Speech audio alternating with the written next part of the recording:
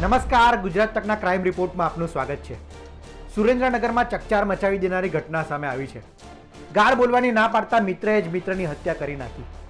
શું છે સમગ્ર મામલો, કોણ છે હત્યારો, જોઈએ રિપોર્ટમાં।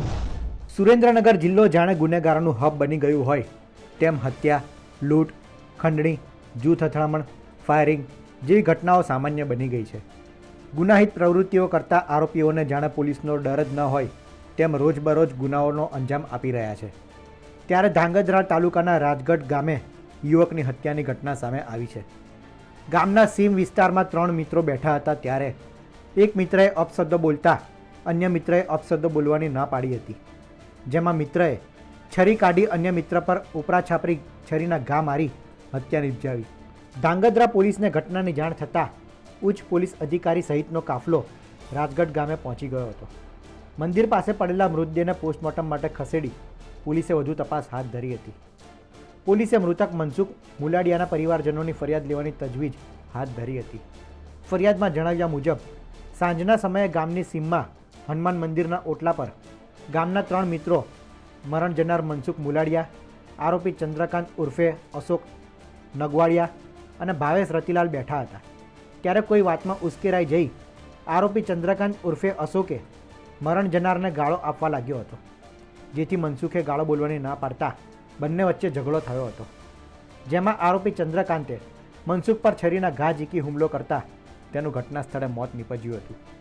ધાંગધ્રા તાલુકા પોલીસ સ્ટેશન વિસ્તારમાં ગઈ તારીખ 6/12/2025ના રોજ રામદેવપુર સીમ વિસ્તારમાં એક મર્ડરનો બનાવ બનેલો હોય એવો મેસેજ મળતા તમામ પોલીસ સ્ટાફ સાથે ઘટના સ્થળે તાત્કાલિક ધોરણે પહોંચી બનાવની હકીકત જાણી, જેમાં મરણ જનાર મનસુખ ઉર્ફે વજુભાઈ મુલાડિયા જે રાજગઢ બાજુના ગામ રાજગઢના જ વતની હોય કે જેમાં ફરિયાદ હકીકતથી વાકેફ થતા અપશબ્દ બોલવા બાબતે બોલાચાલી થઈ જતા ઝઘડો મોટું સ્વરૂપ લેતા આરોપીએ ચંદ્રકાંત ઉર્ફે અશોકભાઈ નગવાડિયા જે પણ રાજગઢના છે એને પોતાએ પાસેની છરી વડે મોત નિપજાયેલ હોય।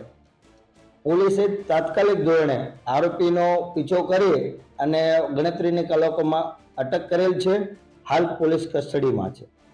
પોલીસની પ્રાથમિક પૂછપરછમાં આરોપીએ હત્યા કરી હોવાની કબૂલાત આપતા પોલીસે તેની ધરપકડ કરી છે।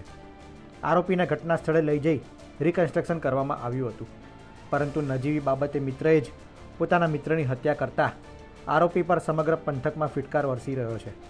હવે મિત્રને મોત આપનારા આરોપીને કાયદો શું સજા આપે છે તે જોવું રહ્યું। સુરેન્દ્રનગરથી સંવાદદાતા સાજિદ બેલીમનો રિપોર્ટ, ગુજરાત તક।